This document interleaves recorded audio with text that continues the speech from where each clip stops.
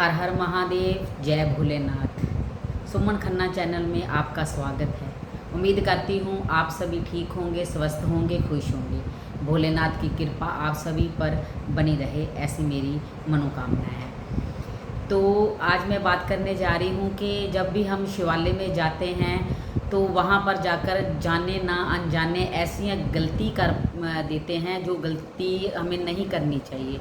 कुछ गलतियाँ तो ऐसी होती हैं जिनका हमें पता नहीं होता, तो चलो कोई बात नहीं, वो उस गलती का तो हमें पता नहीं है। भगवान अनजाने में की गई हुई गलती को हमें क्षमा कर देते हैं। लेकिन कुछ बातों का हमें पता होते हुए भी हम वो गलती कर देते हैं जिसका फल हमें भुगतना पड़ता है। कई बार वो हमारे पाप कर्म में आ जाता है। तो मैं आपको ये आज इस वीडियो के माध्यम से बताऊंगी कि कौन कौन सी गलती ऐसी है जो हमें खास कर नहीं करनी चाहिए, जो हमें पता भी होता है भी ये हम गलत कर रहे हैं लेकिन फिर भी हम करते हैं। तो आज मैं आपको बताने जा रही हूँ इसके बारे में। भविष्य हमारा इस पर निर्भर करता है कि हम आज क्या करते हैं। अगर हम आज अच्छा काम करते हैं तो हमें उसका फल भी 10 गुना अच्छा होकर मिलेगा, और अगर हम कोई बुरा कर्म करते हैं तो उसका भी फल हमें बुरा ही मिलेगा। तो शिवालय में जब भी हम जाते हैं, ये वीडियो बनाने का मेरा कोई भी मेरे माइंड में नहीं था, लेकिन ये गलती करते हुए मैंने शिवाला में पूजा करने गई तो वहाँ पर ये गलती करते हुए कई लोगों को मैंने देखा। इसलिए मैंने अपने गुरु महाराज जी से पूछकर ये बातें ठीक हैं या गलत हैं, तो उनके बताए अनुसार मैं आपको बताने जा रही, इसलिए ही ये मैंने वीडियो बनाई है। तो आप देखिए भी ये कौन कौन सी गलती है जो हमें शिवालय में जाकर नहीं करनी चाहिए। तो देखिए, शिवालय में हम जाते हैं तो हम घर से पंचामृत भी बना कर ले जाते हैं या दूध वगैरह ले जाते हैं, जो भी हमारे समर्थ में है या हमारी इच्छा है। तो हम अगर पंचामृत बना के ले जाते हैं तो चलो जो भी हमें दूध मिलता है, कई बार ऐसे होता है कि हमें गाय का दूध नहीं मिलता, तो हम जो भी नॉर्मल हमें दूध मिलता है वो दूध हम उसमें डाल देते हैं, दही डाल देते हैं, शहद डाल देते हैं, घी डाल देते हैं, अथवा जो हम चीनी बूरा का इस्तेमाल करते हैं, वो जो चीनी आजकल आती है चाय बनाने के लिए, हम उसका इस्तेमाल करते हैं, जबकि चीनी बिल्कुल निषेध है, चीनी बिल्कुल गलत है, वो शिवलिंग पर नहीं चढ़ानी चाहिए। उसकी जगह हम ये प्रयोग करेंगे, ये देखो उसकी जगह ये है देसी खांड, जो जिसे बूरा बोलते हैं। ये गाय की जो दूध पर मलाई आती है उस मलाई से बनती है ये देसी खांड। तो हमें ये देसी खांड, आप किसी भी राशन वाली दुकान पर जाएंगे, देसी खांड बोलेंगे, बूरा बोलेंगे तो आपको मिल जाएगा। आप चीनी की जगह इसका इस्तेमाल करें। सबसे पहले तो ये हम गलती कर देते हैं जो हमें नहीं करनी चाहिए। ये है देसी खांड, इसका इस्तेमाल कीजिए। तो दूसरा मैंने ये देखा है कि वो अमूल का जो दूध का पैकेट आता है, वो पैकेट लेकर जाते हैं और उसी पैकेट से को ओपन करके वो शिवालय पर दूध को चढ़ा देते हैं। ये बिल्कुल बिल्कुल गलत है, बिल्कुल गलत है।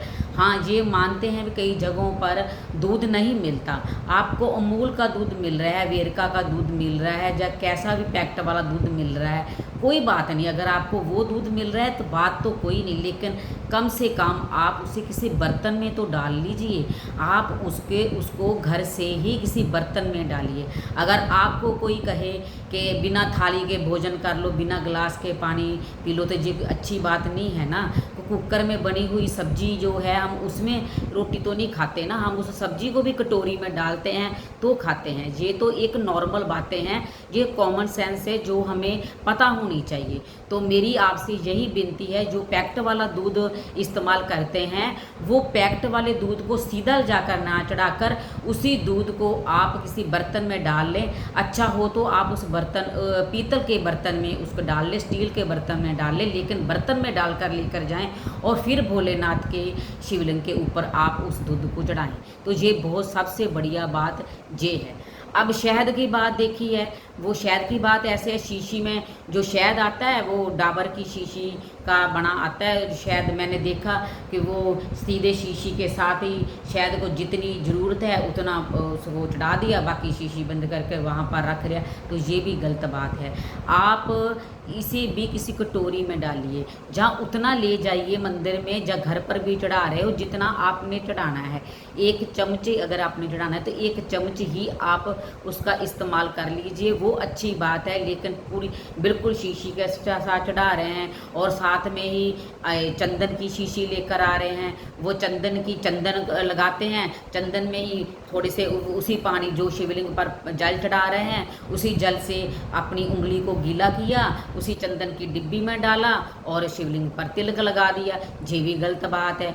आपके पास डिब्बी है चंदन की तो आप तुरंत उस छोटी सी कटोरी में आप उतना चंदन बनाइए जो उसी टाइम में भोलेनाथ की पिंडी पर लग जाए, तो फिर अगले दिन आप चंदन और तैयार कीजिए। आप ऐसा, ये बहुत बड़ी गलती है। यही छोटी छोटी गलतियां हैं जो हमारी पूजा को सफल नहीं होने देती। हम पूजा तो करते हैं, मन को संतुष्टि तो दे देते हैं कि हमने शिवलिंग की पूजा की है, पूरा सावन माह पूजा की है, लेकिन हमारी जो पूजा है वो सफल नहीं हुई, हमारी मनोकामना पूरी नहीं हुई। तो यही गलतियां होती, ये गलती आप बिल्कुल भी ना करें। और तीसरी गलती है जो हम पैसे चढ़ाते हैं, कई लोगों को देखा है कि वो 10 रुपए का नोट चढ़ा रहे हैं, 5 का सिक्का चढ़ा रहे हैं, 1 का सिक्का चढ़ा रहे हैं, तो उसे सीधा निकालते हैं और शिवलिंग की पिंडी के ऊपर रख देते हैं। ये सरासर गलत है, क्योंकि वो जो नोट है हम क्या जानते हैं वो उस पर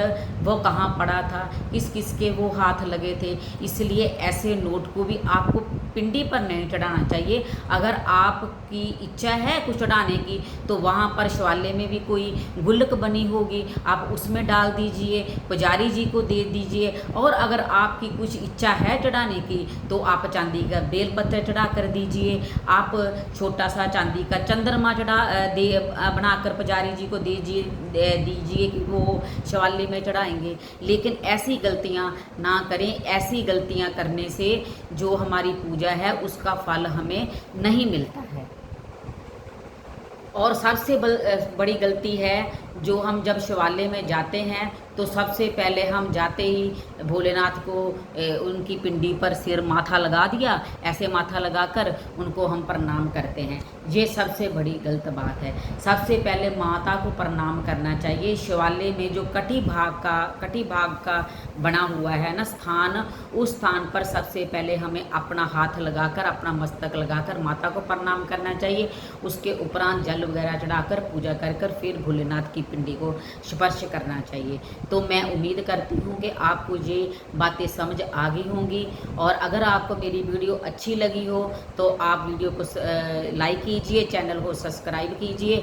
और अगर आप मुझे मोटिवेट करते हैं तो मैं आपको ऐसी ही अच्छी ज्ञानवर्धक वीडियो देती रहूँगी। उसके लिए सब्सक्राइब कीजिए, बेल आइकन को प्रेस कीजिए और मुझे अपने इस चैनल को प्यार दीजिए, मुझे अपना प्यार दीजिए। जय सीताराम।